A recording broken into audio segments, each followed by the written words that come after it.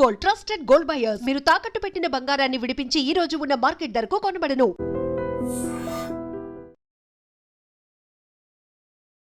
Hi hello నమస్తే, welcome back to dream media. ఈ రోజు మనతో ఉన్నారు విశ్వేశ్వర రెడ్డి గారు. ముఖ్యంగా యుఎస్ లో ఉన్న సిచ్యువేషన్స్ గురించి, అక్కడ అప్డేట్స్ గురించి ఒకసారి సార్ అడిగి తెలుసుకుందాం. సార్ అందరికి సుపరిచితులే, సో అక్కడ విషయాలు ఒకసారి తెలుసుకుందాం. నమస్కారం విశ్వేశ్వర రెడ్డి గారు.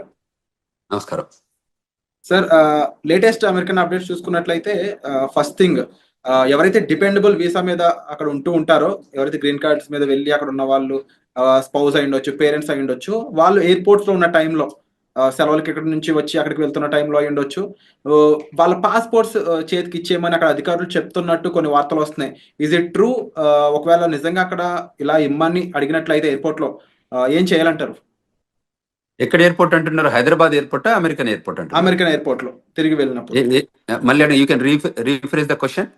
సో ఎవరైతే డిపెండబుల్ వీసా మీద అమెరికాలో ఉంటున్నారో, గ్రీన్ కార్డ్ హోల్డర్, వాళ్ళ స్పౌస్ అయి ఉండొచ్చు, అంటే వాళ్ళ భార్య అయి ఉండొచ్చు, అంటే వాళ్ళ పేరెంట్స్ అయి ఉండొచ్చు, వాళ్ళు ఇండియాకి సెలవుల కోసం వస్తున్నా, వేరే వర్క్ మీద వస్తున్నా సరే, వాళ్ళు అక్కడ ఫ్లైట్ ఎక్కే ముందు అక్కడ ఎయిర్పోర్ట్ లోకి ఎంటర్ అయినప్పుడు వాళ్ళ పాస్పోర్ట్స్ తీసుకొని వాళ్ళని హోల్డ్ లో పెట్టడం, వాళ్ళకి కొన్ని ఆంక్షలు విధించడం జరుగుతున్నాయి అని చెప్పేసి వార్తలు వస్తున్నాయి. Is it true? లేదు లేదు, కరెక్ట్ కాదు. అంటే రిటర్న్ లో ఇండియాకి వస్తున్నప్పుడు కదా ఇది. ఇండియాకి వచ్చేటప్పుడు ఏం అడగరు. ఇండియాకి వచ్చేటప్పుడు అది బికాజ్ అది హోమ్ కంట్రీ డిపార్చర్ కిందకి వస్తుంది. సో ఇండియన్ పాస్పోర్ట్ హోల్డర్స్ ఇండియాకి వెళ్ళాలనుకున్నప్పుడు ఎప్పుడైనా వెళ్ళొచ్చు. అక్కడ అమెరికాకి జీరో ఆబ్జెక్షన్ ఉంటుంది. అప్పుడు ఇండియా లోపలికి రావటప్పుడు ఇండియా వెరిఫై చేసుకుంటుంది వీళ్ళకి ప్రాపర్ పాస్పోర్ట్ ఉందా లేదా, వీళ్ళకి ప్రాపర్ ఇండియాకి వచ్చే ఎలిజిబిలిటీ డాక్యుమెంట్స్ ఉన్నాయి. అంటే ఎప్పుడైనా ఇమిగ్రేషన్ లాలో ఎలా ఉంటుందంటే, ఎవరు ఏ కంట్రీకి వెళ్తున్నారో ఆ కంట్రీ డాక్యుమెంట్స్ చూస్తారు తప్ప హోమ్ కంట్రీకి, అంటే where we born, birth place లో ఉన్న మనకి ఏదైతే పాస్పోర్ట్ ఉంటుందో వాళ్ళు ఎప్పుడు కూడా హోమ్ కంట్రీ వెరిఫికేషన్ ఉండదు. ఓకే. ఇన్ కేస్ ఇండియా నుంచి అమెరికా వస్తున్నప్పుడు అమెరికాలో అక్కడ దిగుతారు కదా, అప్పుడు పరిస్థితి ఏంటి? అప్పుడు ఏంటంటే, అప్పుడు అమెరికా అంటే అసలు యాక్చువల్ గా ఇండియాలో హైదరాబాద్ లోనే ఎయిర్పోర్ట్ లో మనం టికెట్ తీసుకునే ముందు ఏం చేస్తుంటారంటే, వాళ్ళు టిపికల్ గా మనకి ఎందుకు వెళ్తున్నారు అడుగుతారు. అంటే నేను వర్క్ చేస్తున్నాను అనుకోండి, వర్క్ వీసా చూపించమంటారు. నేను ఆమె పర్మనెంట్ రెసిడెంట్ అంటే గ్రీన్ కార్డ్ చూపించమంటారు. ఆమె సిటిజన్ అంటే వాళ్ళు యుఎస్ పాస్పోర్ట్ అడుగుతారు. అంటే టిపికల్ గా మనకి బోర్డింగ్ పాస్ ఇచ్చే ముందే ఈ 3 వెరిఫికేషన్ చేసుకుంటారు వాళ్ళు. అంటే whether you are rightfully you are going to that foreign land అని వెరిఫై చేసుకున్నాకే మనకు బోర్డింగ్ పాస్లు ఇస్తారు. Otherwise they don't issue the boarding passes.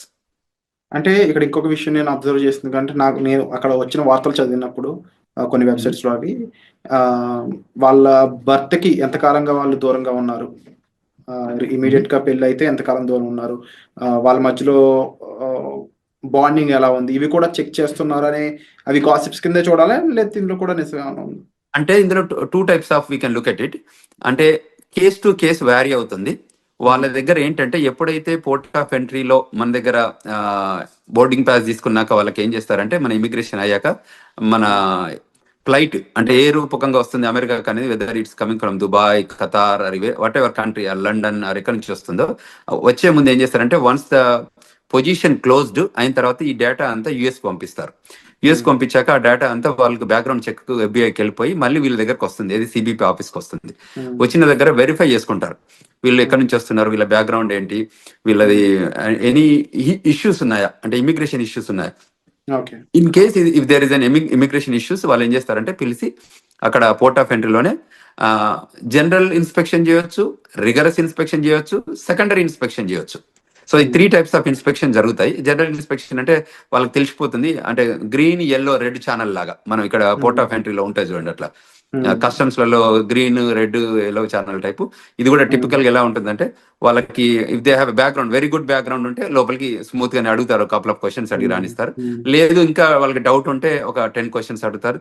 ఇంకా బాగా డౌట్ ఉంటే ఏం చేస్తారంటే, వాళ్ళ ఫోల్డర్, ప్యాకెట్, పాస్పోర్ట్ అన్ని తీసుకొని సెకండరీ ఇన్స్పెక్షన్ అని ఒక పక్క రూమ్ తీసుకెళ్తారు. అక్కడ తీసుకెళ్లి ఒక 4-5 అవర్స్ కూర్చోబెట్టి ఆ 4-5 అవర్స్ లోపల ఏం చేస్తారంటే, వాళ్ళ పాస్పోర్టు, వాళ్ళ ఫోను, వాళ్ళ కంప్యూటరు, వాళ్ళ అన్ని తీసుకొని కూర్చోబెట్టి ఈ 4-5 అవర్స్ లోపల, అంటే వాట్ ఎవర్ ద స్టిపులేటెడ్ టైంలో వీళ్ళు ఏం చేస్తారంటే వాళ్ళ బ్యాక్గ్రౌండ్ చెక్ చేస్తారు. కంట్రీలో ఎప్పటి నుంచి వచ్చారు, ఎప్పుడు ఉన్నారు, ఇది మొదటిసారి వచ్చిందా లేకపోతే ఎన్నిసార్లు ఉన్న దానిలో ఇప్పుడు H1B మీద ఉంటే ఎవరు ఏ ఎంప్లాయర్ దగ్గర పనిచేస్తున్నాడు, ఎంప్లాయర్ దగ్గర అసలు జాబ్ ఉందా లేదా, అంటే టిపికల్ గా దే వెరిఫై ఎవ్రీథింగ్. ఒకవేళ ప్రయర్లీ ఏదైనా ఉంటే, ఈయనకి ఏదైనా స్పీడింగ్ టికెట్లు ఉన్నాయా, లేకపోతే ఇంకేదైనా క్రిమినల్ రికార్డ్ ఉందా, you know what I'm talking, and everything they will verify. అక్కడ ఏదైనా వయలేషన్స్ ఉన్నాయని గమనిస్తే ఆ సెకండరీ ఇన్స్పెక్షన్ లో గుర్తుపడితే ఏం చేస్తారంటే వాళ్ళని మళ్ళీ ఇంటర్వ్యూ ప్రాసెస్ లో తీసుకెళ్తారు. తీసుకెళ్లి ఆ ఇంటర్వ్యూలో ఒకవేళ వాళ్ళు వయలేట్ చేసిన ఏమైనా ఉంటే ప్రజెంట్ చేస్తారు. దీస్ ఆర్ ద సిచ్యువేషన్స్ ఉన్నాయి, వాట్ యూ థింక్ అంటే వాళ్ళు మనం అగ్రి అయ్యాం అనుకోని, అగ్రి అయితే వాళ్ళ వీసా క్యాన్సిల్ చేసేసి మళ్ళీ అక్కడ నుండి డిపోర్ట్ చేస్తారు. అంటే ఇప్పుడు ఫర్ ఎగ్జాంపుల్ జనరల్ గా అమెరికా పెళ్ళికొడుకు అంటే ఎక్కువ మంది ఇంపార్టెన్స్ ఇస్తూ ఉంటారు. ఆ రకంగా ఎప్పుడైనా వాళ్ళ అమ్మాయిని తిరిగి అక్కడ పంపినప్పుడు డిపెండబుల్ వీసా మీద అమ్మాయి వెళ్తుంది కాబట్టి కరెక్ట్, H4 వీసా మీద అమ్మాయిని, వస్తారు. కానీ ఆ అమ్మాయి బాగా చదువుకున్న అమ్మాయి అనుకోవచ్చు, ఎంటెక్ పర్సన్ అయి ఉండొచ్చు. ఇన్ కేస్ ఆవిడ నేను ఇక్కడ కూడా జాబ్ చేస్తాను ఏమన్నా పొరపాటున అక్కడ రివీల్ చేసి ఉంటే అప్పుడు సిచ్యువేషన్ ఎలా ఉంటుంది? ఆ పాసిబిలిటీ అదే ఆ ఇంటర్వ్యూయింగ్ ప్రాసెస్ అని ఇంతకుముందు చెప్పాను కదా. So Hmm. యూజువల్ గా మనం ఏం చేస్తామో H4 మీద ఉంటే తక్కువ క్వశ్చన్స్ అడుగుతారు, ఎందుకంటే they are not primary. In case వాళ్ళకి బాగా డౌట్ వస్తే వాళ్ళు అడగొచ్చు. అడిగితే ఆ పొటెన్షియల్ థింకింగ్ ఉంటే అప్పుడు ఆలోచిస్తారు, కానీ మెజారిటీ 98% పెద్ద ఇష్యూస్ ఏమి ఉండవు దానికి. ఎందుకంటే H1 వాళ్ళని బాగా వెరిఫై చేస్తారు, గ్రిల్ చేస్తారు, make sure that they have a job or not అని వెరిఫై చేసుకుంటారు. అంటే H1 వాళ్ళు ఎలాంటి జాగ్రత్తలు తీసుకోవాలంటారు అక్కడ ఇంటర్వ్యూ కానీ అక్కడ క్వశ్చన్ చేసినప్పుడు? తప్పకుండా వాళ్ళు H1B హోల్డర్ అసలు ఫస్ట్ ఆఫ్ ఆల్ మేము ఇండియాకి వెళ్ళొద్దనే సజెషన్ చేస్తున్నాం ఈ టైంలో పర్టికులర్ గా. ఇన్ కేసు వాళ్ళు ఇండియాకి వెళ్ళాల్సి వచ్చి ఎమర్జెన్సీ సిచ్యువేషన్ వెళ్ళాల్సి వస్తే వచ్చే ముందు మీరు ఏదైతే ఎంప్లాయర్ దగ్గర పని చేయబోతున్నారో ఆ ఎంప్లాయర్ దగ్గర నుంచి ఒక క్లయింట్ లెటర్ కానీ, మీ ఎంప్లాయ్మెంట్ లెటర్ కానీ, మోస్ట్ రీసెంట్ పే స్టెప్స్ కానీ, లాస్ట్ W2s కానివ్వండి, ఇవి మీరు ఒక ఫోల్డర్లో పెట్టుకోండి.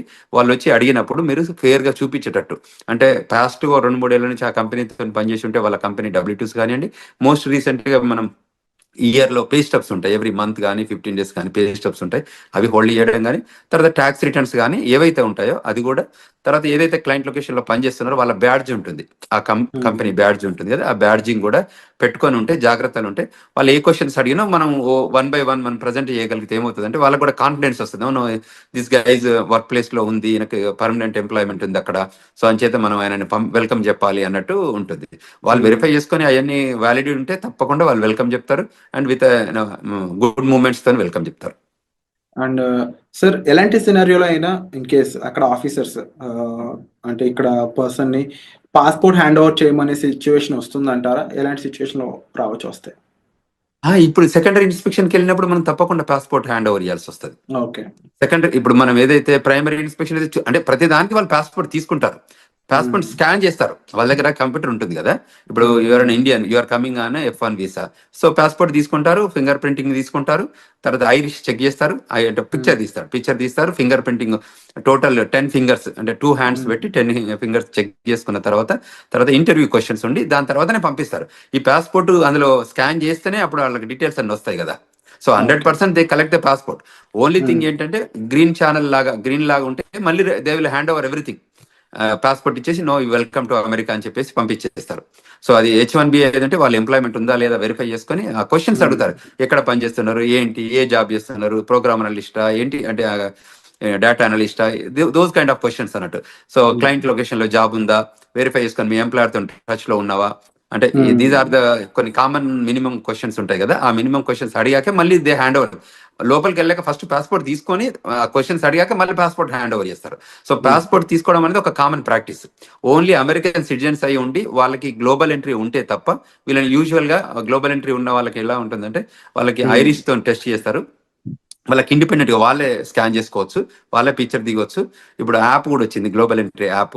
సో అందులోనే వాళ్ళు ఫోటోలు తీసుకొని సబ్మిట్ చేస్తారు, ఆఫీసర్ సిబిపి ఆఫీసర్ వెరిఫై చేసుకొని ఎవ్రీథింగ్ గుడ్ ఉందంటే వాళ్ళు ఈవెన్ పాస్పోర్ట్ కూడా అడగరు, యూ కెన్ గో అని చెప్పేస్తారు. ఎందుకంటే వాళ్ళకి బ్యాక్గ్రౌండ్ చెక్లు, వ్యాలిడేషన్ అంతా జరుగుతుంది కాబట్టి.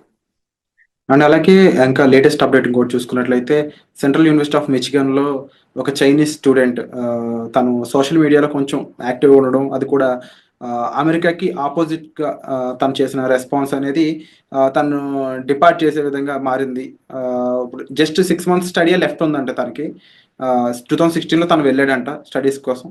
అలాంటి సిచ్యువేషన్స్లో ముఖ్యంగా సోషల్ మీడియాలో మనం అంటే రియాక్ట్ అయ్యే విధానం కానీ, ఆఖరికి ఒక పోస్ట్ యుఎస్కి ఆపోజిట్గా ఉండే ఒక పోస్ట్ని మనం లైక్ చేసినా కూడా అది మన మీద కాస్త తీవ్ర ప్రభావం చూపిస్తుందని చెప్పేసి వస్తున్నాయి వార్తలు. ఈ పరంగా ఇండియన్ స్టూడెంట్స్ ఎవరైనా ఎఫెక్ట్ అయ్యే ఛాన్స్ ఉందా? అసలు అక్కడ స్టూడెంట్స్ ఎలాంటి జాగ్రత్తలు తీసుకోవాలంటారు? Correct, very good question Virat. Typical ఏంటంటే మనకు ఇక్కడ కంట్రీలో మనం non immigrant aliens, we are here for a short term, అంటే టర్మ్ బేస్డ్ వస్తున్నాం మనం ఈ కంట్రీలోకి. అది F1 అయితే 2 to 5 years, H1 అయితే 3 to 6 years, and permanent residence అయితే యూ హ్యావ్ రెసిడెన్సీ రిక్వైర్మెంట్ ఉంది కాబట్టి అది ఫాలో అయితే ఇస్తారు. సో ఎక్కడైతే నాన్ ఇమిగ్రెంట్ ఏలియన్స్ ఉంటారో వాళ్ళకి ఈ స్పెషల్గా ఈ రూల్స్ అని అప్లై అయ్యేది. ఎందుకంటే మనం కంట్రీ లాయాలిటీ చూపిస్తే తప్ప మనం కంట్రీ లోపలికి రానివ్వరు. సో కంట్రీకి అగనెస్ట్గా చేసే యాక్టివిటీస్ ఏదైనా సోషల్ మీడియా రూపకంగా కానీ వాళ్ళకి ఎక్కడైనా అబ్జర్వ్ చేసి ఉంటే వాళ్ళు వెరిఫై చేసుకుంటారు. వెరిఫై చేసుకొని క్వశ్చన్ చేస్తారు. ఎక్కడైనా ఎవిడెన్స్ దొరికితే తప్పకుండా వాళ్ళు క్వశ్చన్ చేస్తారు. ఈజ్ దట్ యూ అని చెక్ చేసుకొని వాళ్ళు డిపోర్టేషన్ ప్రొసీడింగ్ చేస్తారు. ఇప్పుడు ఈ ట్రంప్ అడ్మినిస్ట్రేషన్ సెకండ్ టర్మ్ వచ్చాక ఏంటంటే చాలా ఎగ్జిక్యూటివ్ ఆర్డర్స్ తీసుకున్నారు. అందులో some of the executive orders వాళ్ళకి అవుట్ రైట్ సిబిపి ఆఫీసర్కి అథారిటీ ఇస్తుంది డిపోర్టేషన్ చేయడానికి. సో అందులో ఏ సిచ్యువేషన్ ఎరైజ్ అయినా, ఏ రకమైన ఇష్యూస్ వచ్చినా, ఏ రకమైన లాయాలిటీ ఇన్ స్టేక్లో ఉన్నా, అంటే ఆ లాయాలిటీ ప్రూవ్ చేయలేకపోయినా వాళ్ళకి every right to send them back, period. There is no second to it. అంటే ఇప్పుడు స్టూడెంట్స్ అనేవాళ్ళు already campus outside jobs చేయకూడదని కొన్ని రూల్స్ ఉన్నాయి. సో ఇప్పుడున్న టైంలో స్టూడెంట్స్ అనేవాళ్ళు ముఖ్యంగా తీసుకోవాల్సిన టాప్ 3 జాగ్రత్తలు అంటే ఏం చెప్తారు? అంటే టిపికల్గా వీళ్ళు ఏం చేయొచ్చు అంటే ఏదైతే స్టూడెంట్గా మనం ఫోకస్గా ఏదైతే ఎడ్యుకేషన్ కోసం మనం వచ్చామో దాని మీదనే స్ట్రిక్ట్ ఉండి ఆ లైన్లోనే మనం పనిచేసుకోగలిగితే ఏ ఇష్యూ లేదండి. విత్ ఇన్ ద 2 years లోపల ఎడ్యుకేషన్ కంప్లీట్ చేసి 3 years ఓపీటీసీ అంటే regular OPT and stem OPT తీసుకొని పనిచేసుకోగలిగితే దెర్ ఇస్ నో ఇష్యూ. ఎప్పుడైతే మనం ఇమిగ్రేషన్ నేషనాలిటీ యాక్ట్ వయలేషన్స్ ఏదైనా చేస్తే ఆ వయలేషన్స్ ఐడెంటిఫై అయితే తప్ప వాళ్ళు వెల్కమ్ చెప్తారు. ఇట్ ఈస్ అ కంటిన్యూస్గా కంట్రీ నీడెడ్ స్టూడెంట్స్.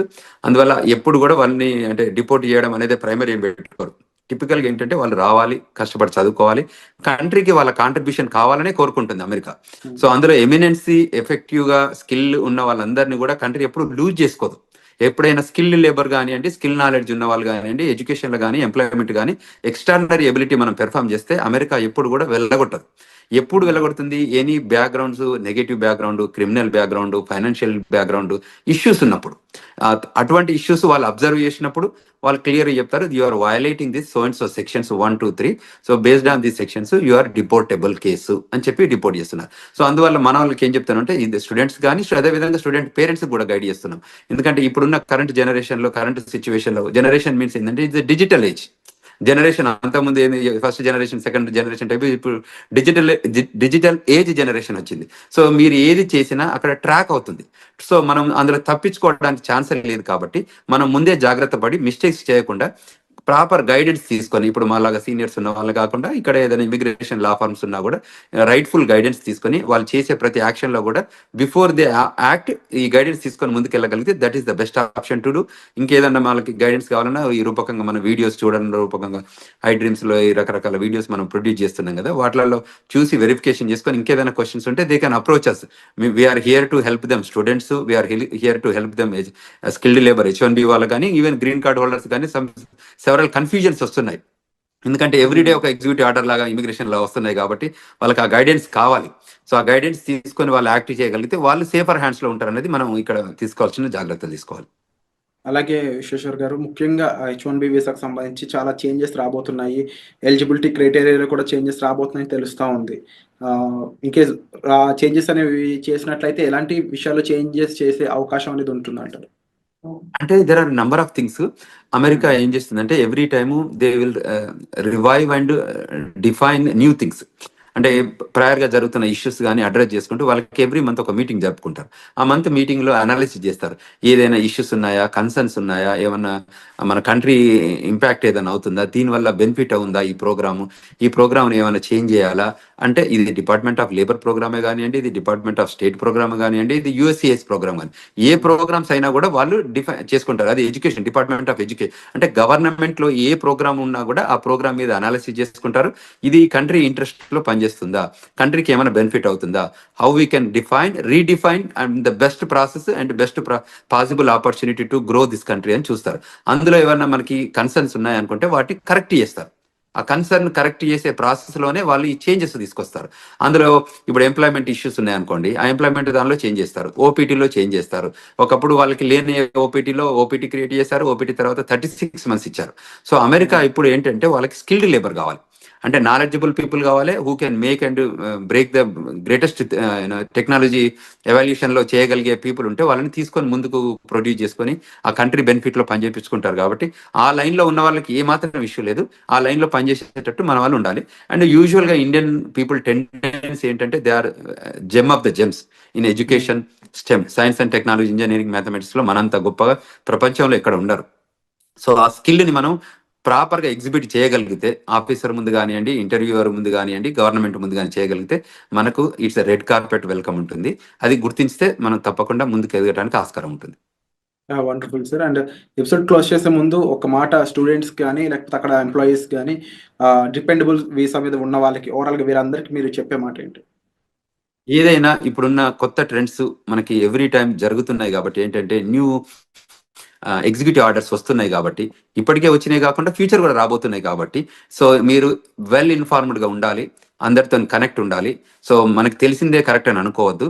సో తప్పకుండా you take good guidance from non profit organisations కానీ మమ్మల్ని అప్రోచ్ అయితే మేము వీఆర్ దేర్. మేము చెప్తున్నాం గ్లోబల్ తెలంగాణ ద్వారా కూడా వాళ్ళకి ఈమెయిల్ రూపకంగా కానీ ఫోన్ రూపకంగా కానీ మేము ఫోన్ నెంబర్స్ కూడా ఇచ్చాము. సో అమెరికాలో ఉన్నాం కాబట్టి అదేవిధంగా మనకి ఏదైనా law firm, immigration law firm guidance కానివ్వండి, సజెషన్స్ కానివ్వండి తీసుకోవాలి. ఇవాళ మేము yesterday organised global Telangana association ద్వారా ఒక సెమినార్ ఆర్గనైజ్ చేశాము, వెబినార్ ఆర్గనైజ్ చేశాము. బ్రహ్మాండంగా ఒక 1000 మంది జాయిన్ అయ్యారు. 1000 మంది స్టూడెంట్స్ రూపకంగా ఇమిగ్రేషన్ రిక్వైర్మెంట్ ఏమున్నా కూడా ఇప్పుడు కరెంట్ లో జరుగుతున్న ఇమిగ్రేషన్ ట్రెండ్స్ పైన ఏవేవైతే ఇష్యూస్ ఉన్నాయో వాటిపైన మేము ఆర్గనైజ్డ్ విత్ సీనియర్ ఇమిగ్రేషన్ అటార్నీతోని కాన్ఫరెన్స్ కాల్ ఆర్గనైజ్ చేస్తే there are number of peoples join అయ్యారు. వాళ్ళ క్వశ్చన్స్ ఒక 2.5 గంటల కాన్ఫరెన్స్ కాల్ జరిగింది. అంటే అంత సేఫ్ క్వశ్చన్స్ అడిగారు వాళ్ళంతా. So it is very informable. అట్లా ముందుకు వచ్చి తెలుసుకోగలిగితే that is the greatest thing. So మేము అదే చెప్తున్నాం. అది F1 కానివ్వండి, H1 కానివ్వండి, గ్రీన్ కార్డ్ హోల్డర్స్ కానివ్వండి, ఈవెన్ సిటిజన్స్ కానివ్వండి, ఈ కంట్రీ రిక్వైర్మెంట్స్ ఏమున్నాయి, ఇప్పుడు సిటిజన్షిప్ అయినా కూడా గ్రీన్ కార్డ్ అయినా కూడా మనం ఈ AR11 అప్డేట్ చేస్తున్నామా, మనం F1 H1 వాళ్ళు కూడా AR11 అంటే స్టేటస్ మనకి అడ్రస్ అప్డేట్ చేస్తున్నామా, లేకపోతే రిజిస్ట్రేషన్ రిక్వైర్మెంట్స్ అప్డేట్ చేస్తున్నామా. మనం ఈ కంట్రీలోకి వచ్చాం కాబట్టి మనం ఈ కంట్రీ నామ్స్ అంటే లా ఆఫ్ ద ల్యాండ్ ఎలా ఇమిగ్రేషన్స్ ఉన్నాయో, ఇమిగ్రేషన్ నేషనల్ యాక్ట్ రూల్స్ ఏది ఉన్నాయో మనకు తెలిస్తే ఫాలో అయిదాం, తెలియకపోతే తెలుసుకొని ఫాలో అయిదాం. Bottom line we need to follow the rules. So if you follow the rules there is no issue. This country is the best country to live and this the best country to welcoming. And the country people కూడా చాలా బాగుంటారు. మనం కూడా grow కావడానికి opportunity ఉంటుంది. మన పిల్లలకు కూడా చాలా కంఫర్టబుల్ గా సెటిల్ అవుతారు. సో అక్కడ ఉన్న చదువుకునే స్టూడెంట్స్ అయి ఉండొచ్చు, వర్క్ చేసే వాళ్ళు అయి ఉండొచ్చు, ఎవరు కూడా ఇన్సెక్యూరిటీస్ ఏం పెట్టుకోకుండా ప్రాపర్గా ప్రొఫెషనల్స్ని కలిసి మీ డౌట్స్ అనేవి సాల్వ్ చేసుకోగలిగినట్లయితే మీరు ఒక సేఫ్ అండ్ సెక్యూర్ లైఫ్ అక్కడ లీవ్ చేయొచ్చండి. దాంతోపాటుగా అంతగా మిమ్మల్ని ఇబ్బంది పెట్టే విషయం అయితే మాత్రం తప్పకుండా ఇమీడియట్లీ మీరు ఒక ప్రొఫెషనల్ కానీ ఎంబసీ సైడ్ పీపుల్ కానీ లేకపోతే అక్కడ లా ఫీమ్ సంబంధించిన పర్సన్స్ అయి ఉండొచ్చు, లేకపోతే మన విశ్వేశ్వరరావు గారు లాంటి ప్రొఫెషనల్స్ మీరు కలిసినట్లయితే కాస్త జాగ్రత్తలతో పాటుగా మీకు కాస్త గైడెన్స్ ఇచ్చే ఛాన్సెస్ అనేవి దొరుకుతాయి. సో తప్పకుండా మీరు తీసుకునే ఇనిషియేషన్స్ అనేవి చాలా గ్రేట్ విశ్వేశ్వర్ గారు. తప్పకుండా మీరు కండక్ట్ చేసే వెబినార్స్ అయి ఉండొచ్చు, లేకపోతే ఇలా ఇంటర్వ్యూస్ రూపంలో అయి ఉండొచ్చు, చాలా ఇన్ఫర్మేషన్ని చాలా మందికి అందిస్తూ ఉన్నారు. So we are thankful and thank you so much for great information. మరిన్ని అప్డేట్స్ పై త్వరలోనే మరొక ఇంటర్వ్యూతో మీ ముందుకు వస్తాం. Thank you so much.